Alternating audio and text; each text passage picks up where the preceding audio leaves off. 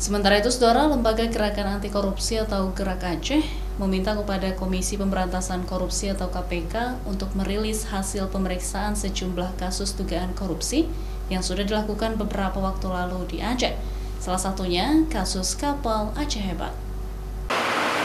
Gerak Aceh mengungkapkan kekecewaan kepada Komisi Pemberantasan Korupsi yang telah melakukan proses penyidikan terhadap sejumlah pejabat terkait sejumlah kasus yang ditangani.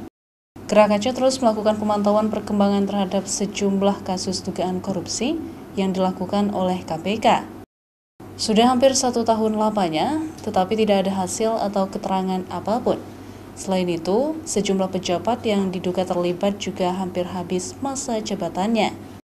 Lambannya penanganan dan pengungkapan sejumlah kasus dugaan korupsi di Aceh membuat sejumlah pihak kecewa termasuk Gerak Aceh. Apalagi kasus tersebut telah heboh di publik.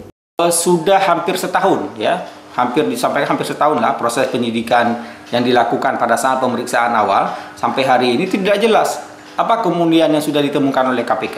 Apakah betul perbuatan atau dugaan tindak pidana pada proses kasus Aceh Hebat itu kemudian sudah terpenuhi unsur atau tidak. Nah, hari ini hampir berakhir masa jabatan orang per orang ya, disangkakan menjadi bagian dari ini. KPK belum menentukan apapun. Ini memang sesuatu yang tidak logis menurut kita dalam proses penegakan hukum. Gerak meminta KPK serius menangani sejumlah kasus dugaan korupsi di Aceh, termasuk dugaan korupsi pengadaan kapal Aceh Hebat. Apakah adanya temuan yang bermasalah atau tidak? Syahril, Kompas TV, Banda Aceh.